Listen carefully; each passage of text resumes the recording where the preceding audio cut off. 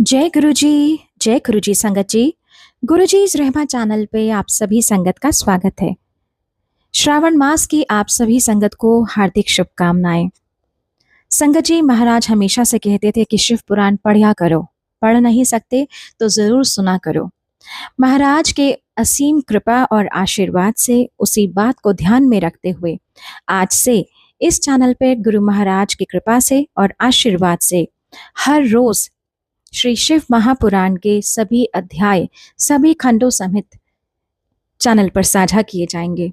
आप सभी से निवेदन है कि इस श्रृंखला को बहुत ध्यान से पूरे भाव और मन से सुने और बाकी संगत तक के साथ जरूर साझा करें, ताकि उन सभी संगत का भी जरूर कल्याण हो। जय गुरु जी। जय गुरु जी, जय गुरु जी संगत जी, नमस्ते गुरु जी। गुरु जी की आज्ञा से आज के महाशिव पुराण का आरंभ करते हैं और गुरु जी की कृपा से ही पढ़ते हैं। कल हमने पढ़ा जब नारद जी ने ब्रह्मा जी से शिव और पार्वती के चरित्र जानने की इच्छा प्रकट की तो ब्रह्मा जी प्रेम में मग्न हो गए और उनकी आंखों से अश्रुधारा बह निकली और उन्होंने नारद जी से कहा, तुम्हें बहुत बहुत धन्यवाद है नारद, तुमने मेरे संपूर्ण कुल को मुक्त कर दिया है, क्योंकि तुम्हारे हृदय में भगवान सदाशिव की भक्ति उत्पन्न हुई है। फिर ब्रह्मा जी ने कहा कि जिस समय सृष्टि का कहीं चिन्ह भी ना था, उस समय भगवान सदाशिव ही निर्गुण रूप से सर्वत्र व्याप्त सच्चिदानंद स्वरूप एकमात्र परब्रह्म थे। वह भगवान सत्य एवं परमानंद रूप हैं। वे किसी के वशीभूत ना होकर संपूर्ण सृष्टि के स्वामी बने हुए हैं। वे ही मनुष्यों के कर्मों के साक्षी हैं तथा सर्वव्यापक होते हुए भी सबसे भिन्न हैं। उनकी स्तुति में सहस्त्र फणधारी शेष नाग भी हार गए। योगी लोग भी अंत को जान नहीं पाए। जब उन्होंने इच्छा की कि एक से अनेक हो जाए तो वे सगुण रूप हो गए। उन्होंने विष्णु जी, ब्रह्मा जी, रुद्र, सूर्य, चंद्रमा आदि सहस्त्र गुणों से भरी हुई संपूर्ण सृष्टि को उत्पन्न किया। फिर हमने उनके मनोहर सगुण रूप को जाना और उनकी कृपा से हमने ये भी पढ़ा ना कि कैसे उनकी कृपा से महापापी मूर्खों ने भी मुक्ति प्राप्त कर ली। फिर उन्होंने महाशक्ति को प्रकट किया। हमने पढ़ा महादेवी के स्वरूप के बारे में। फिर पढ़ा कैसे भगवान सदाशिव ने उमा परम शक्ति के साथ विहार करने के निमित्त एक लोक की रचना की जो परम विचित्र एवं मनोहर है, आनंद वन और काशी के नाम से जाना जाता है। हमने महिमा जानी ना उस लोक की। फिर सदाशिव ने मनोहर मनुष्य की उत्पत्ति की जिसका नाम विष्णु रखा और क्या कहा तुम्हारा यश संपूर्ण संसार में निरंतर फैला रहेगा। तुम्हारे समान तेजस्वी तथा प्रतापी अन्य कोई प्राणी प्रकट ना होगा।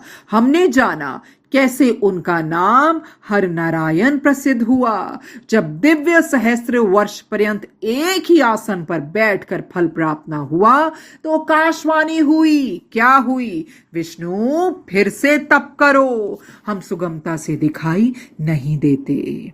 फिर हमने जाना विष्णु जी के नाभि से एक कमल की उत्पत्ति हुई।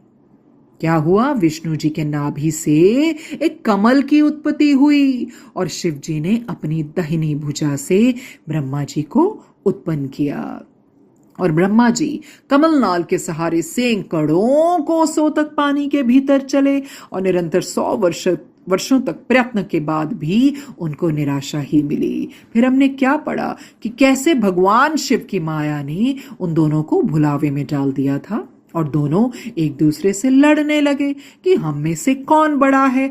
दोनों ने अपने को सृष्टि का उत्पन्न करता समझ लिया था। भगवान बड़वग्नि के समान प्रकट हुए। भगवान शिव ही प्रणव अर्थात ओमकार हैं। उनका पारस्परिक विवाद शुभ हुआ क्योंकि परम प्रभु के दर्शन प्राप्त हुए उन्हें, और उन्होंने अपने अपराध की क्षमा मांगी और नम्रता पूर्वक हाथ जोड़कर मस्तक को नीचे झुकाए हुए उनके चरणारविंदों की ओर देखने लगे। देखिए ब्रह्मा विष्णु कैसे हाथ जोड़कर मस्तक को नीचे झुकाए हुए प्रभु के चरणारविंदों की ओर देखने लगे।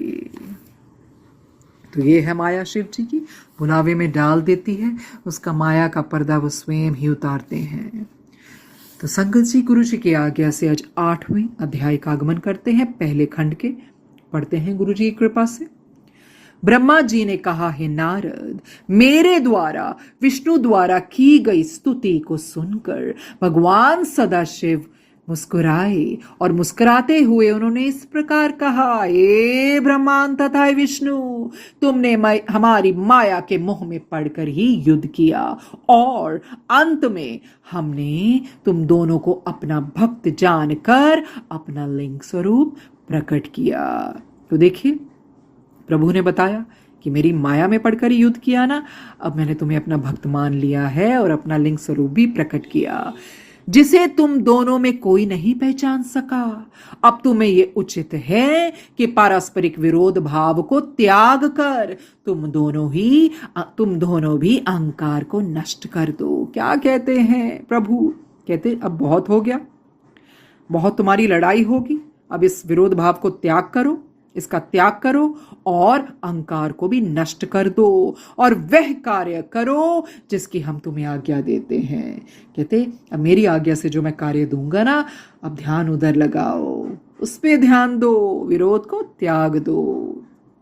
हे नारद, इतना कहकर भगवान सदाशिव ने श्वास के मार्ग द्वारा मुझे संपूर्ण वेद पढ़ा दिए।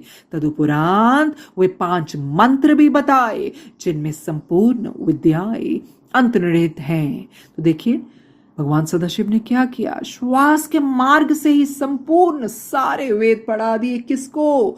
ब्रह्मा जी को। उसके बाद 5 मंत्र भी बताए जिनमें संपूर्ण विद्याएं अंतर्निहित हैं। फिर उन्होंने क्या किया, उन्होंने सर्वप्रथम प्रणव की शिक्षा दी। सबसे पहले प्रणव की शिक्षा दी जिसके अक्षर वेद कहलाते हैं। शिव जी का सर्वप्रथम वाक्य वही है। तदुपरांत उन्होंने 24 अक्षरों से युक्त वेदों की माता गायत्री का उपदेश दिया। देखिए सबसे पहले ब्रह्मा जी को प्रथम प्रणव की शिक्षा दी जिसके अक्षर वेद कहलाते हैं ना, और कहते हैं शिव जी का सर्वप्रथम वाक्य भी वही है।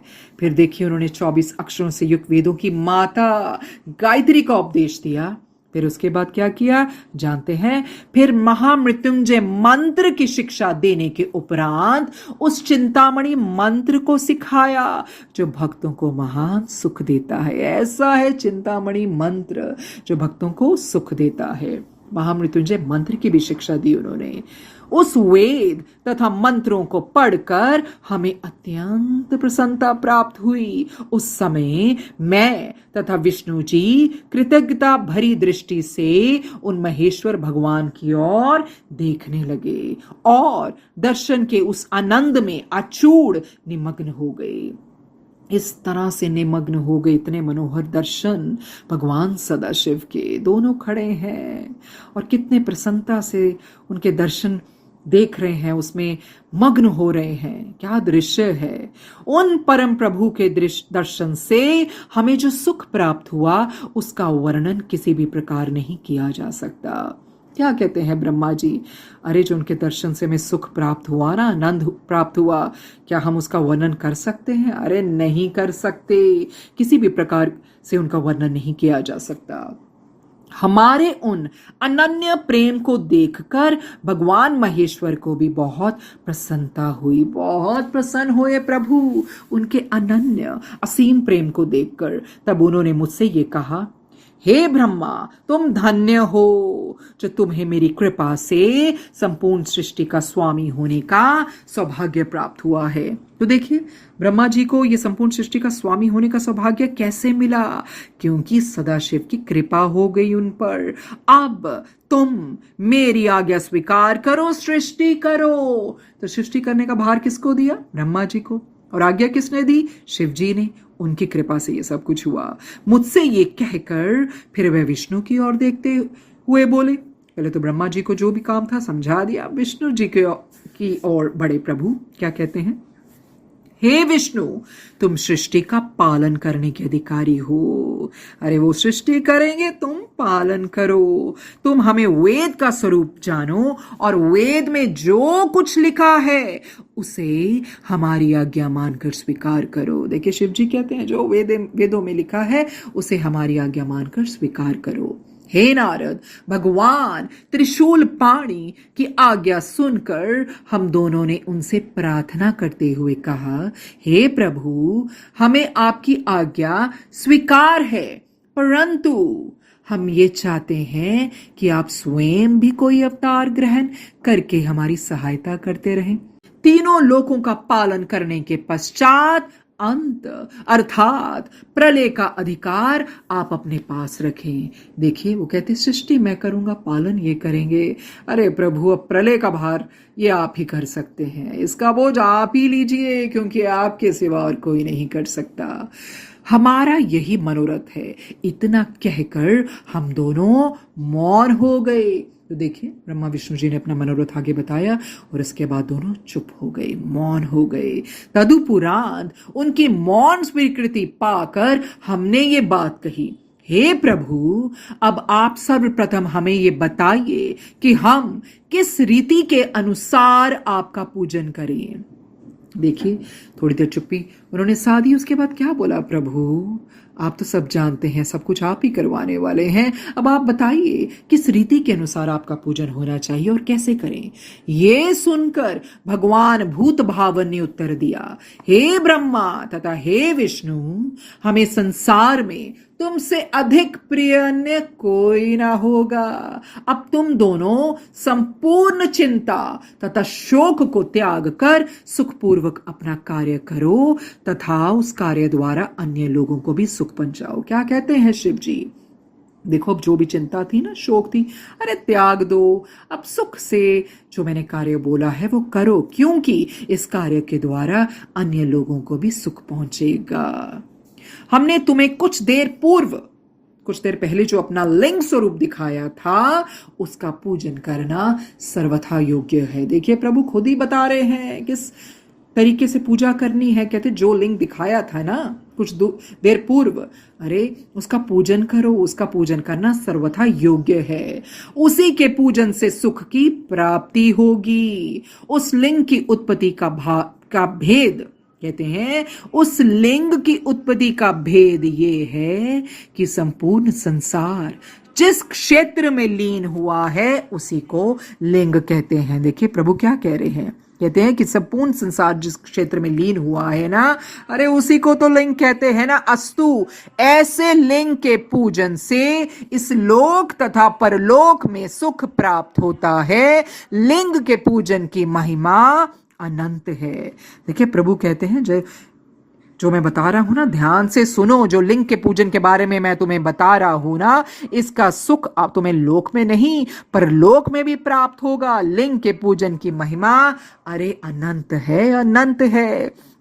तुमने जो हमसे अवतार ग्रहण करने की प्रार्थना की है उसके संबंध में ये जान लो कि समय आने पर हम स्वयं ही प्रकट होकर आवेंगे। देखिए समय हर चीज समय पर होती है। प्रभु ने उनकी प्रार्थना सुन ली और कहा कि ठीक है, पर सुनो, समय आने पर स्वयं ही प्रकट होकर आवेंगे। तो इसीलिए कुछ भी प्रार्थना जब की जाती है ना गुरु जी के सामने, समय उनको पता है कब चीज कौन सी कहां और कैसे देनी है। तो गुरु जी के अंदर रो के मंगोगे तो देनी पै जाती है, और सानू की पता हो साढ़े वास्ते अगे जाके वो चीज चंगी होवे ना होवे।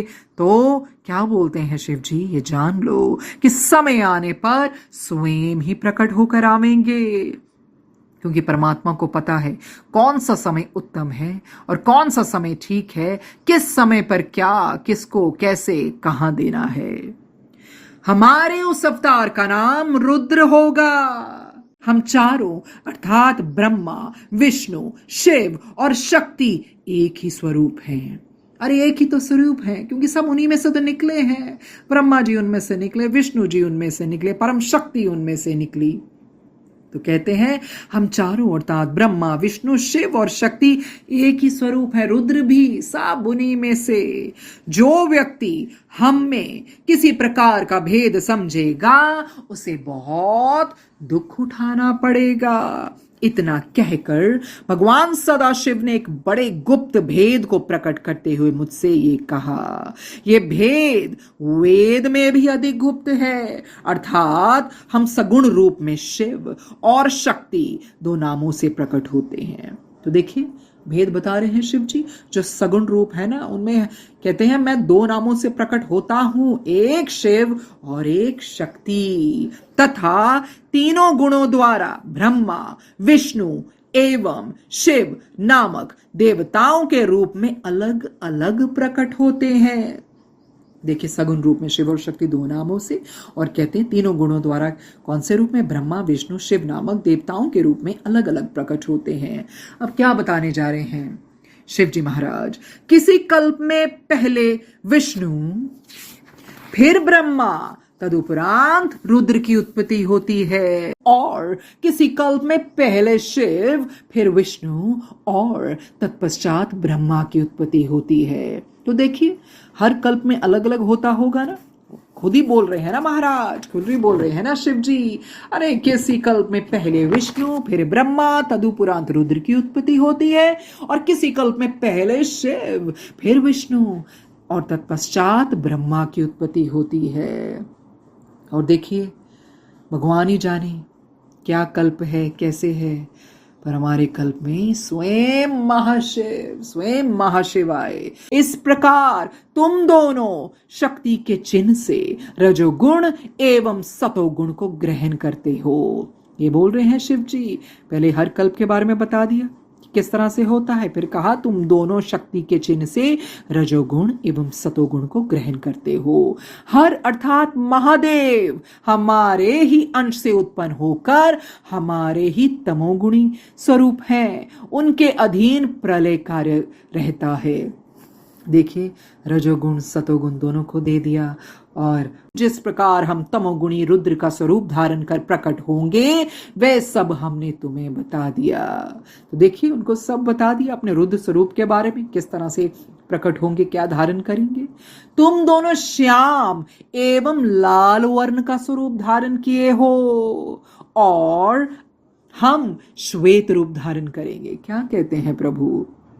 विष्णु जी को श्याम रूप दे दिया और उनको लाल वर्ण। ब्रह्मा जी को कहते हैं तुम दोनों श्याम एवं लाल वर्ण का स्वरूप धारण किए हुए हो, अतः हम श्वेत रूप धारण करेंगे। तुम दोनों पर तमोगुण का प्रभाव ना होगा, परंतु हमारे रुद्र स्वरूप की यही स्थिति होगी कि वह तमोगुण से संयुक्त होने पर भी दिन रात पवित्र योग में निमग्न रहेगा।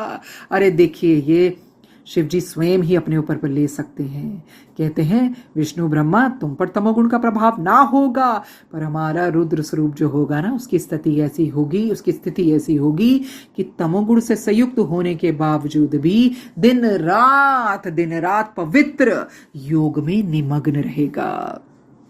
हे नारद, मुझे ये आज्ञा देकर भगवान सदाशिव ने विष्णु जी की ओर देखते हुए ये कहा, क्या कहा पढ़ते हैं, हे विष्णु तुम संपूर्ण जीवों का भली प्रकार पालन करना। देखिए स्वयं ही समझा रहे हैं सदाशिव, विष्णु ये जो संपूर्ण जीव है ना इनका पालन पोषण तुम करना, पालन करना। हमारे दाहिने ओर से ब्रह्मा, बाएं ओर से विष्णु तथा हृदय से रुद्र की उत्पत्ति होगी, और हमारी शक्ति जो उमा है ना वह भी दो अंशों में प्रकट होगी। देखिए सब कुछ करने कराने वाले सदाशिव ही तो हैं, सबको समझा भी रहे हैं। हमारे दाहिनी ओर से ब्रह्मा, बाएं ओर से विष्णु, हृदय से रुद्र की उत्पत्ति होगी। हमारी शक्ति जो उमा है ना वह भी दो अंशों में प्रकट होगी, जिससे तुम अलग अलग नहीं समझे जाओगे। तो उनकी जो शक्ति है ना उमा, कहते हैं वो भी दो अंशों में प्रकट होगी, जिससे तुम अलग अलग नहीं समझे जाओगे। पहले अंश से वह लक्ष्मी स्वरूपा होकर तुम्हें प्राप्त होगी। ऐसे समझा रहे हैं प्रभु। और दूसरे अंश से सरा, सरस्वती है ना, सरा होकर ब्रह्मा को प्राप्त होगी। तो समझा रहे हैं प्रभु, कहते पहले अंश से उन्होंने बताया ना कि किस तरह से जो उनकी शक्ति जो उमा है वो दो अंशों में प्रकट होगी। पहले अंश से लक्ष्मी स्वरूपा जो विष्णु को प्राप्त होगी और दूसरे अंश से सरा होकर ब्रह्मा को प्राप्त होगी। उनके उमा स्वरूप को हम स्वीकार करेंगे। उस समय संसार में उनका नाम सती प्रसिद्ध होगा। इस प्रकार ब्रह्मा, विष्णु तथा हर ये तीनों देवता अपनी शक्तियों के साथ रहकर वेद का पूजन करेंगे। तो देखिए ब्रह्मा जी को भी, विष्णु जी को भी और हर को बोला तुम्हारी शक्तियां तुम्हारे साथ होंगी और इनके साथ रहकर वेद का पूजन करेंगे। अस्तु, तुम दोनों को उचित है कि तुम हमारी इस आज्ञा का अनुसरण करो। जो मैंने कहा रे आज्ञा का पालन करो। अब ठीक से तो सब समझा दिया, विस्तार से बता दिया। ब्रह्मा का एक दिन, देखिए बताने जा रहे हैं, ब्रह्मा का एक दिन सहस्त्र चतुर्युगी का होगा। ब्रह्मा का एक दिन सहस्त्र चतुर्युगी का होगा। इस प्रकार की 100 वर्ष की आयु ब्रह्मा की होगी। इस प्रकार की 100 वर्ष की आयु ब्रह्मा की होगी। ब्रह्मा की संपूर्ण आयु का समय विष्णु के आधे दिन के बराबर होगा। देखिए जो ब्रह्मा जी की संपूर्ण आयु होगी ना, तो वो तो विष्णु जी का सिर्फ आधा दिन होगा।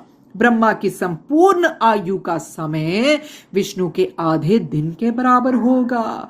और विष्णु की संपूर्ण आयु का समय, देखिए विष्णु की संपूर्ण आयु का समय हर का एक दिन होगा। ऐसा एक दिन व्यतीत हो जाने पर हमारा सगुण स्वरूप निर्गुण होकर प्रलय कर दिया करेगा। देखिए दोबारा से पढ़ते हैं, क्या बोलते हैं प्रभु। कहते हैं, सदाशिव जी कहते हैं, ब्रह्मा का एक दिन सहस्त्र चतुर्युगी का होगा। इस प्रकार की 100 वर्ष की आयु ब्रह्मा की होगी। ब्रह्मा की संपूर्ण आयु का समय विष्णु के आधे दिन के बराबर होगा और विष्णु की संपूर्ण आयु का समय हर का एक दिन होगा। ऐसा एक दिन व्यतीत हो जाने पर हमारा सगुण स्वरूप निर्गुण होकर प्रलय कर दिया करेगा। इतना कहकर भगवान सदाशिव ने हम दोनों के मस्तक पर अपने दोनों हाथ रखे। देखिए महसूस कीजिए प्रभु सदाशिव सब कुछ बताकर, सब कुछ समझाकर अपने दोनों हाथ उन दोनों के ऊपर, दोनों के मस्तक पर रख दिए। इस प्रकार उपदेश तथा शिक्षा देकर जब भगवान शिव अंतर ध्यान हो गए, तब हम दोनों शोक से व्याकुल होकर हाथ जोड़कर शिव शिव कहते हुए जिस ओर वे गुप्त हुए थे उसी ओर मुंह किए बारंबार दंडवत करते रहे। देखिए इतने दुर्लभ दर्शन है, उनको कितने प्यारे दर्शन हुए। तो जब अंतर ध्यान हो गए ना शिव, तो दोनों कैसे शोक से व्याकुल हो गए। अरे कहाँ गए प्रभु, अभी तो यहीं थे। हाथ जोड़कर दोनों शिव शिव करते हुए जिस ओर वे गुप्त हुए थे ना प्रभु, उसी ओर मुंह किए बारंबार दंडवत करते रहे, उसी ओर देखते रहे, निहारते रहे। कितना प्यारा अध्याय। कैसे प्रभु ने सब कुछ ब्रह्मा जी को कैसे ज्ञान दिया, श्वास मार्ग से क्या क्या नहीं पढ़ाया, मंत्र, गायत्री माता के बारे में सब कुछ, चिंतामणि मंत्र कुछ रह नहीं गया। सारे संपूर्ण वेद पढ़ा दिए। सब कुछ ज्ञान देने वाले प्रभु ही तो हैं, उन्हीं की कृपा से होता है ना। सब कुछ समझाने के बाद उनका जो भी प्रार्थना थी कि हाँ प्रभु आप भी हमारी सहायता कीजिए और प्रलय का जो भार आप अपने ऊपर लीजिए, तो उन्होंने वो ही स्वीकार कर ली और कहा समय आने पर हम उस तरह से रुद्र रूप लेकर आएंगे। समय आने पर, हर चीज उनको पता है, समय आने पर। 9वां अध्याय पढ़ते हैं। ब्रह्मा जी बोले, हे नारद, भगवान सदाशिव की आज्ञा पाकर विष्णु भी कुछ देर पश्चात अंतर ध्यान हो गए और उन्होंने संपूर्ण लोक को ब्रह्मांड से पृथक कर दिया।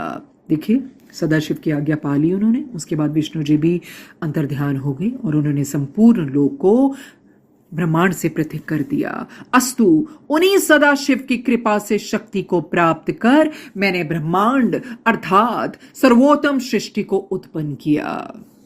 तो बता रहे हैं ब्रह्मा जी कैसे उत्पन्न किया। अब मैं तुमसे जीवों की उत्पत्ति का वर्णन करता हूं कि वे प्रकृति और पुरुष द्वारा किस प्रकार उत्पन्न होते हैं।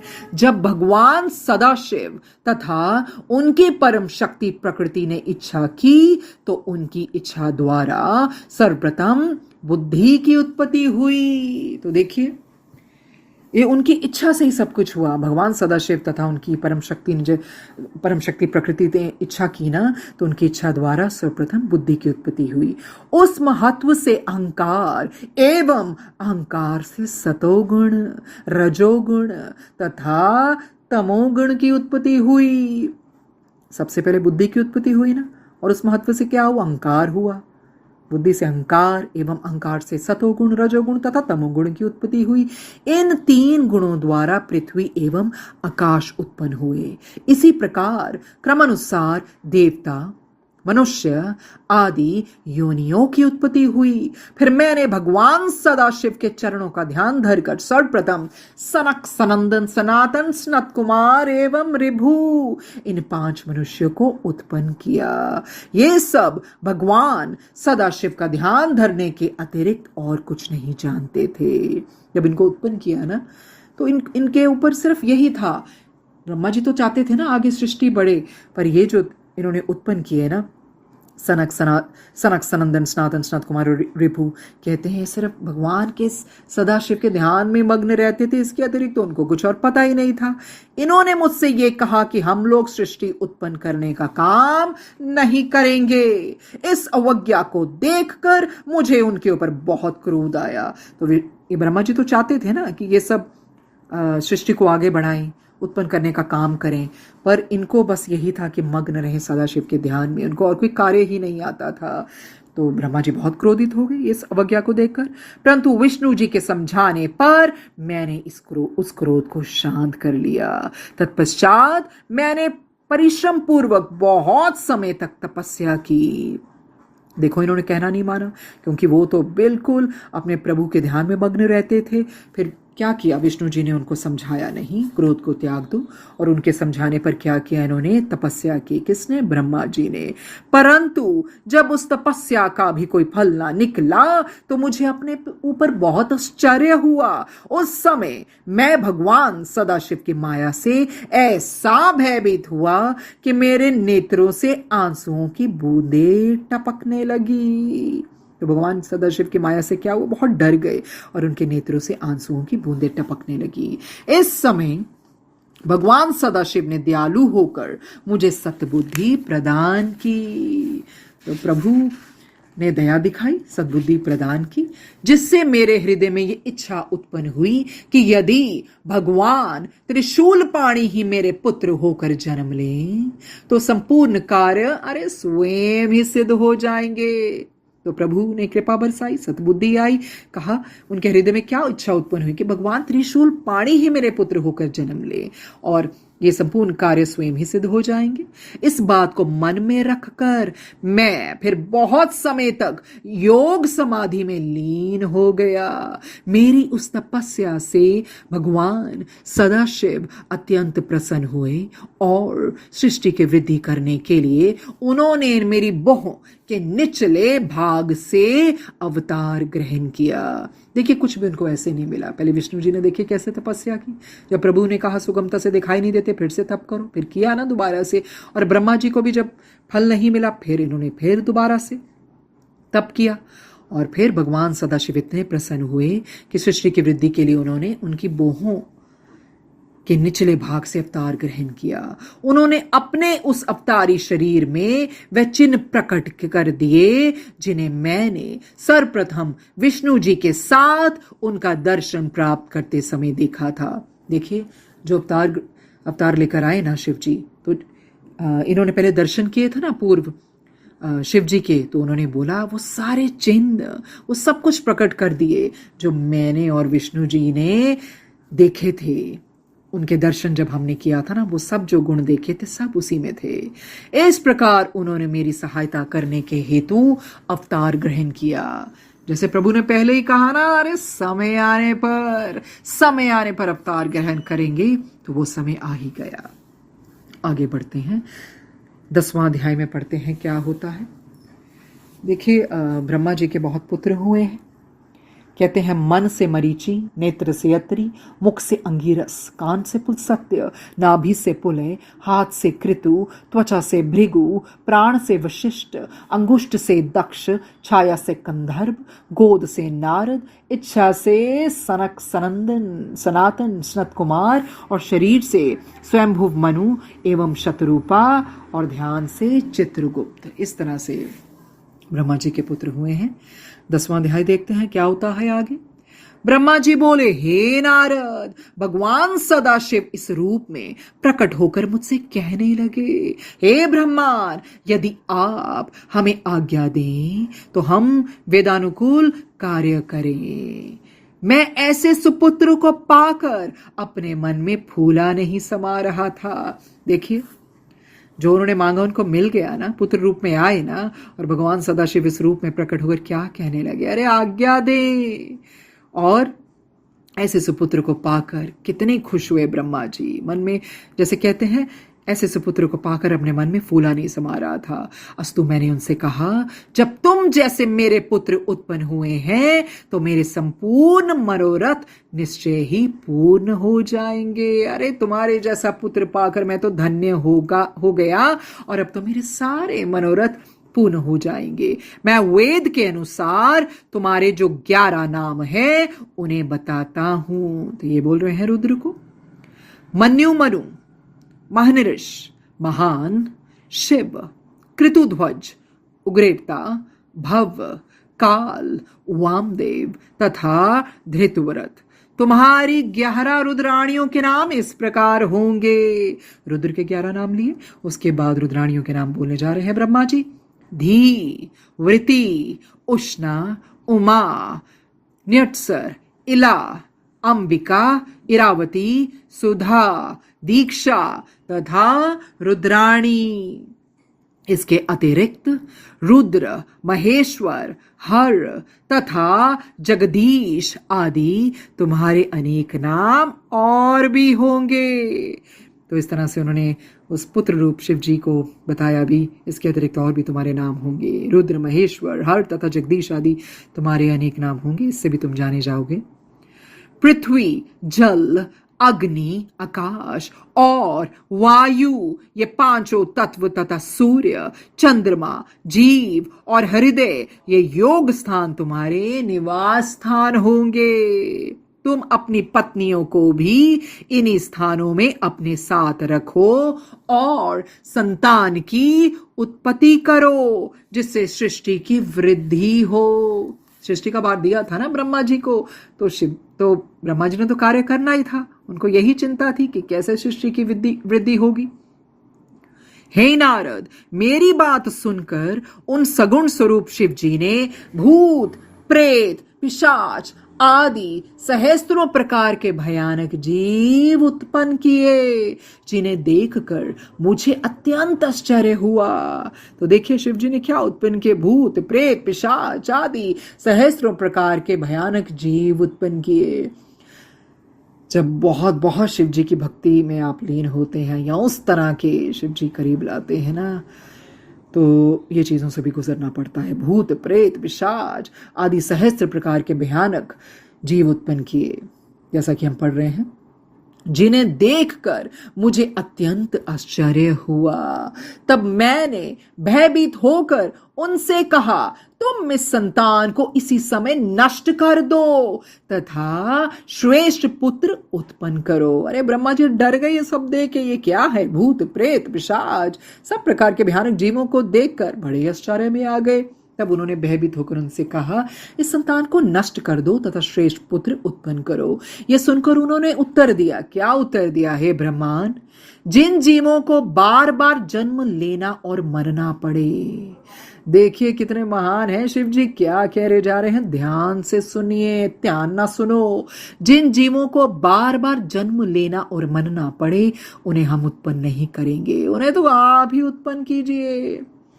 देखिए शिव जी क्या कहते हैं, कहते हैं ऐसे जीवों को मैं क्यों उत्पन्न करूं, हाँ, जिनको बार बार जन्म लेना पड़े। अरे जन्म लेंगे फिर मरेंगे, जन्म लेंगे फिर मरेंगे। अरे नहीं नहीं, ये कार्य मैं नहीं करूंगा ब्रह्मा, ये तुम ही करो, तुम ही को शोभा देता है। शिव जी कहते हैं जिन जीवों को बार बार जन्म लेना और मरना पड़े उन्हें हम उत्पन्न नहीं करेंगे, उन्हें तो आप ही उत्पन्न कीजिए, आप हमें भूलिएगा नहीं। देखिए कितने प्यार से शिव जी कह रहे हैं। ये कहकर शिव जी ने अपनी माया को मेरे ऊपर से हटा लिया। उस समय मैंने चैतन्य होकर अपना मस्तक दंडवत करने के हेतु उनके चरणों में झुका दिया। देखिए जब माया उतरी ना, तो पहले तो किस तरह से ब्रह्मा जी बता रहे थे नहीं शिव जी ऐसे करो ऐसे करो, पर जब माया का पर्दा ऊपर से हटा तो क्या किया, दंडवत प्रणाम और मस्तक दंडवत करने के हेतु उनके चरणों में झुका दिया। ऐसे हैं प्रभु जिनको ब्रह्मा विष्णु भी दंडवत करते हैं। तो इंसान तू क्या है, तू क्या है, बहुत भाग्यशाली है जो गुरु जी ने अपनी शरण में ले लिया। तो इस तरह से आगे पढ़ते हैं। ये देखकर शिव जी ने मुझे ऊपर उठाते हुए मेरे मस्तक पर अपना हाथ फेरा। देखिए शिव जी ने कैसे प्यार से उनको ऊपर उठाया, उनका मस्तक नीचे था ना, किस तरह से दंडवत करते समय मस्तक नीचे हो गया और किस तरह से ऊपर उठाते हुए उन्होंने उनके मस्तक पर हाथ फेरा। उस समय सनकादिक भी आकर शिव जी के चरणों में गिर पड़े और उन्हें दंडवत करते हुए स्तुति करने लगे। भगवान सदाशिव ने सब पर दयालु होकर उन्हें उत्तम बुद्धि प्रदान की। अरे शिव जी तो है ही दयालु, दयालु होकर क्या प्रदान की, उत्तम बुद्धि। तदुपरांत वे मेरे ललाट के मार्ग से गुप्त होकर अपने लोक को चले गए। तो इस तरह से पढ़ते हैं हम, ब्रह्मा जी के ललाट के मार्ग से गुप्त होकर वो अपने लोक को चले गए। हे नारद, हम तीनों देवताओं में किसी भी प्रकार का अंतर नहीं है। अब मैं तुमसे सृष्टि का वर्णन पुनः करता हूं। तो ये सारा वृतांत ब्रह्मा जी नारद को समझा रहे हैं ना, क्योंकि नारद जी ने इच्छा प्रकट की था मुझे सभी चरित्र जानने हैं, मुझे सब बताइए। तो ब्रह्मा जी प्रसन्नता से प्यार से सब वृतांत सुना रहे हैं। आगे बढ़ते हैं 11वां अध्याय। गुरु जी की आज्ञा से 11वां अध्याय पढ़ते हैं। ब्रह्मा जी बोले, हे नारद, भगवान सदाशिव की आज्ञा पाकर मैंने सर्वप्रथम पृथ्वी, आकाश आदि पंच तत्व, पर्वत, मूल एवं कला आदि को उत्पन्न किया। भगवान सदाशिव ने आज्ञा दी ना, और उनकी आज्ञा पाकर ब्रह्मा जी ने क्या किया, सबसे पहले क्या, मैंने सर्वप्रथम पृथ्वी, आकाश आदि पंच तत्व, पर्वत, मूल एवं कला आदि को उत्पन्न किया। तदुपरांत अपनी इच्छा से विरचि, अग्निरस, शातातप, भृगु, पुलसत्य, पुलय तथा विशिष्ट इन सप्तऋषियों को जन्म दिया। फिर मैंने अपने प्रत्येक अंग से तुम्हें अर्थात नारद, कद्रम एवं दक्ष आदि 10 पुत्रों को उत्पन्न किया। अभी हमने नाम लिए ना पहले। फिर स्तन से मनुष्य, अरे पीठ से पाप और अन्य अंगों से प्रीति, तृष्णा आदि को प्रकट किया। तदुपरांत क्रमानुसार नक्षत्र, दिशा, दिक्पाल एवं चंद्रमा आदि को उत्पन्न किया। परंतु अपने द्वारा उत्पन्न की हुई उस तामसी सृष्टि को देखकर मुझे अत्यंत चिंता हुई। देखिए ना, सब बता रहे हैं वो अपने पुत्र नारद जी को कि क्या उन्होंने आज्ञा पाकर कैसे उन्होंने क्या क्या उत्पन्न किया। कहते सर्वप्रथम पृथ्वी, फिर आकाश, फिर पंचतत्व, पर्वत, मूल, कला आदि को उत्पन्न किया। फिर विरिचि, अग्निरस, शातता, भृगु, पुलसत्य, पुलय, विशिष्ट इन सप्तऋषियों को जन्म दिया। फिर प्रत्येक अंग से तुम्हें भी उत्पन्न किया नारद, और कद्रम एवं दक्ष आदि 10 पुत्रों को उत्पन्न किया। स्तन से मनुष्य, पीठ से पाप, अन्य अंगों से प्रीति, तृष्णा आदि को प्रकट किया। तदुपरांत क्रमानुसार नक्षत्र, दिशा, दिक्पाल एवं चंद्र आदि को भी उत्पन्न किया। परंतु कहते हैं अपने द्वारा जो मैंने ये सब कुछ उत्पन्न किया ना, इस तामसी सृष्टि को देखकर ना मुझे चिंता बहुत हुई, अत्यंत चिंता हुई। रात्रि के कारण अब मुझे भूख लगी और मैं राक्षस यक्षादि को खाने के लिए दौड़ा। उस समय मैंने अपने शरीर को भयंकर बनाकर काल को उत्पन्न किया। हे नारद, इसके उपरांत मैंने उस शरीर को त्याग कर स्त्री का स्वरूप धारण किया। तो देखिए किस तरह की माया की ब्रह्मा जी ने अपने शरीर को त्याग दिया और स्त्री का स्वरूप धारण किया। उस समय मेरे उस रूप को देखकर सब ऋषि मुनि असक्त होकर मुझे पकड़ने के लिए दौड़े। तो ऋषि मुनि पकड़ने के लिए दौड़े उस स्त्री रूप को देखकर।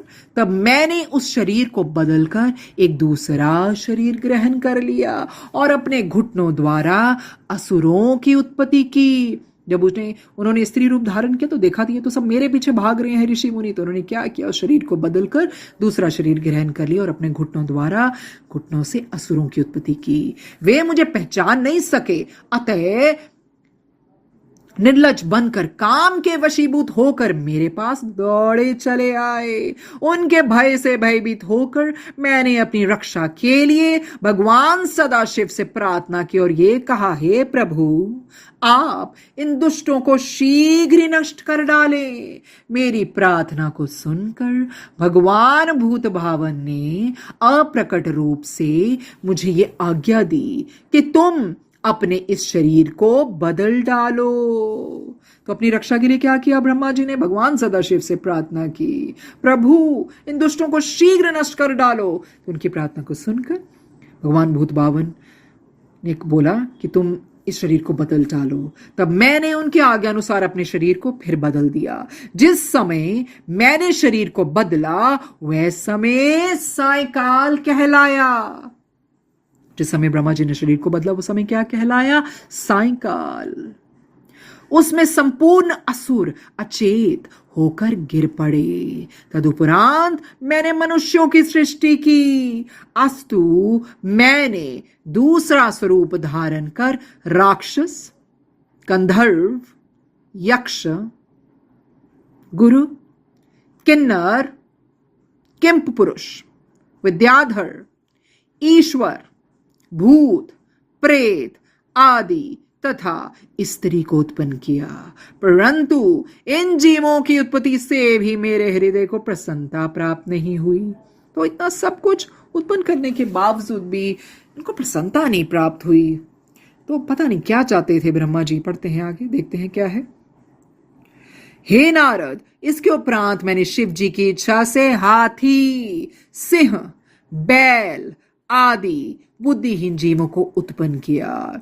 इस सृष्टि को उत्पन्न करने के पश्चात मैंने ये विचार किया कि ये लोग क्या काम करेंगे। ये सोचकर जैसे ही मैंने श्री शिव जी का ध्यान किया तो चारों वेद उसी समय मेरे द्वारा उत्पन्न हो गए।